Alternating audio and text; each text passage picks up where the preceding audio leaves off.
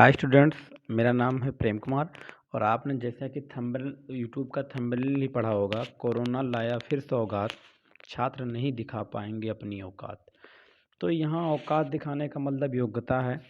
और इसमें सबसे ज़्यादा दिक्कत जो हो रहा है ये पढ़ने वाले बच्चों को हो रहा है। जो ना पढ़ने वाले बच्चे हैं वो तो हमेशा खुश रहते हैं, क्योंकि वो ना तो पढ़ते हैं ना वो एग्ज़ाम देना चाहते हैं। लेकिन जो पढ़ने वाले बच्चे होते हैं वो बहुत ही दुखी हो जाते हैं, क्योंकि वो कहीं ना कहीं बहुत मेहनत किए रहते हैं और वो दुखी हो जाते हैं। लेकिन मैं पढ़ने वाले छात्रों से कहूँगा कि आप अगर जीवन में सफल होना चाहते हैं तो आज के यूट्यूब वीडियो में जो आप ये मेरा वीडियो देख रहे हैं, इसमें आपको बस ये 6 पॉइंट को ध्यान में रखना है। इस 6 पॉइंट को आप ध्यान में रखिए, आप वाकई में हमेशा सफल होते रहेंगे।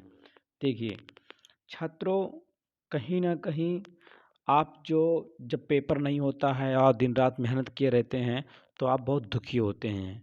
लेकिन आप दुखी मत होइए, कहीं न कहीं ये देखिए, आप लापरवाही मत कीजिए। पहला पॉइंट ही हमारा है कि आप लापरवाही मत कीजिए। आप इस बात को लेकर मत चिंतित होइए कि हमारा परीक्षा नहीं हो रहा है। ये आपको लापरवाही नहीं करना है, आपको पढ़ाई कंटिन्यू करते रहना है। आप अपनी पढ़ाई लगातार करते रहिए। जैसे ही पढ़ाई आप कम कर देंगे, आप बहुत पीछे चले जाएँगे। फिर आप भी चाहेंगे कि आपका परीक्षा ना हो, आप बिना लिखे पास हो जाएँगे, क्योंकि आप पढ़े नहीं रहेंगे। तो आप भी चाहेंगे कि आपका परीक्षा ना हो। इसलिए हमारा प्रयास है और आप भी प्रयास कीजिए कि आप लापरवाही ना करें। जैसे ही आप लापरवाही करेंगे, आप ना पढ़ने वाले बच्चों की तरह हो जाएँगे और आप भी यही चाहेंगे कि ना परीक्षा हो और आप ऐसे पास हो जाएँ। तो इसलिए आप मेहनत कीजिए। और हमारा दूसरा पॉइंट है लगातार अध्ययन ज़रूरी। अगर आप अध्ययन नहीं करेंगे तो कहीं न कहीं ये आपके लिए मुसीबत बन जाएगी। इसलिए आप अध्ययन करते रहिए, क्योंकि जब आप आज अध्ययन किए रहेंगे और आपका बेसिक मजबूत रहेगा तो कल का अगर आप किसी शहर में जाकर के पढ़ेंगे तो वहाँ अपना जीविका चलाने के लिए, अपने माँ-बाप का सहायता करने के लिए आप वहाँ छोटे क्लास के बच्चों को ट्यूशन पढ़ा सकते हैं। और जब आपका अपना मजबूत नहीं होगा तो आपको खुद ट्यूशन पढ़ना पड़ेगा और ऐसे हालात में आप दूसरे बच्चों को ट्यूशन पढ़ाने के योग्य नहीं हो पाएंगे। तो अब फैसला आपके हाथ में है कि अपने माँ बाप का सहारा बनना चाहते हो या अपने माँ बाप के लिए दुख लाना चाहते हो। अगर आप सहारा बनना चाहते हो तो आज आप अपनी योग्यता दिखाइए, आप अध्ययन लगातार कीजिए ताकि आपको आगे मुसीबत ना हो। देखिए, हमारा जो अगला पॉइंट है ये है कोरोना नहीं, अवसर समझो। हाँ, ये कोरोना नहीं है, ये आपके लिए अवसर है। कैसा अवसर है? देखिए, जो ना पढ़ने वाले बच्चे हैं वो नहीं पढ़ेंगे। ऐसे हालात में जो पढ़ने वाले बच्चे हैं वो लगातार अपनी पढ़ाई करते रहें। फिर इससे फ़ायदा ये होगा कि जो आगे जब भी कोई परीक्षाएँ होंगी तो आप जानते हैं कि आजकल इतना बेरोज़गारी हो गया है कि कोई भी जॉब अगर दिया जाता है, कोई भी नौकरी दी जाती है तो उसमें कम से कम 3 बार परीक्षाएँ ली जाती हैं। तो ये आपके लिए बहुत अच्छा मौका है।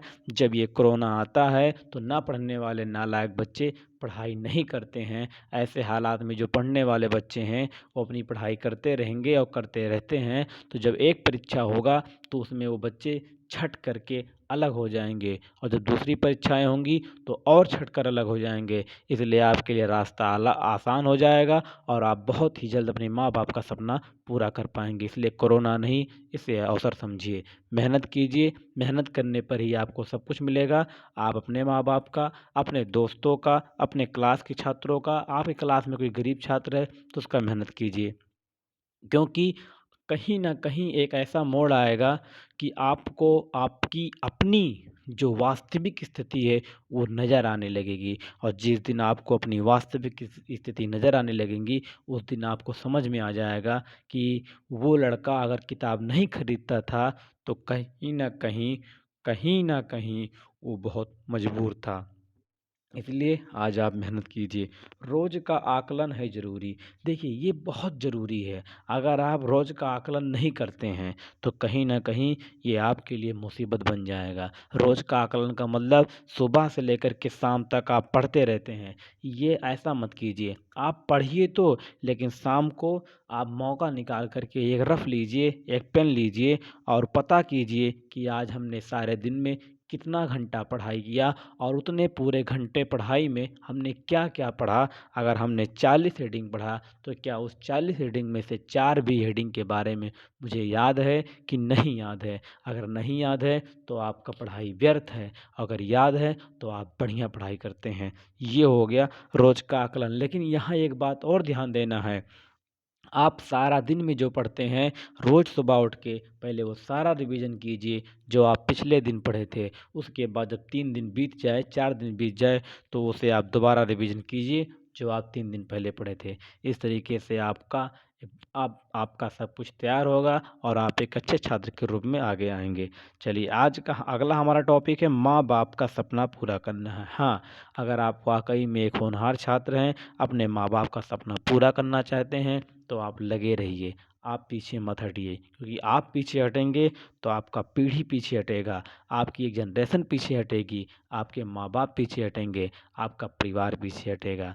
तो आपको तय करना है कि आप पीछे हटना चाहते हैं कि जीवन में कुछ करना चाहते हैं। एक बात याद रखना कि सफलता वही अच्छी है जो बहुत कम उम्र में ले ली जाए।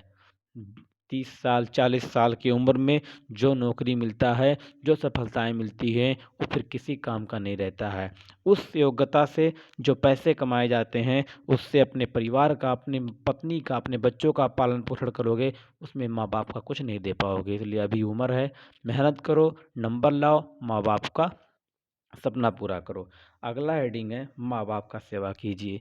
बहुत ज़रूरी है, बहुत आवश्यकता है। जितने भी लोग कोरोना में शहरों में पढ़ रहे थे, घर से बाहर पढ़ रहे थे, वो वापस आ जाएँ। अपने माँ-बाप का सेवा कर लें। इसी बहाने माँ-बाप के साथ बैठ लें, उनके दुःख दर्द में हाथ बटा लें। बहुत ज़रूरी है। चलिए, अगर आपको वीडियो अच्छा लगा तो प्लीज़ सब्सक्राइब कर लीजिए। हमारे इस वीडियो को आप सब्सक्राइब कर लीजिए।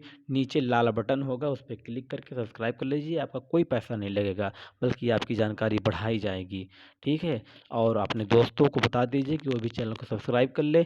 आपको हम मेरे चैनल पे फिजिक्स, केमिस्ट्री, मैथ सारी नॉलेज दी जाएँगी। आपको जो भी टॉपिक चाहिए आप कमेंट कीजिए, सभी वीडियो बनाई जाएँगी। धीरे-धीरे कार्य प्रगति पर है। ठीक है? ओके, धन्यवाद।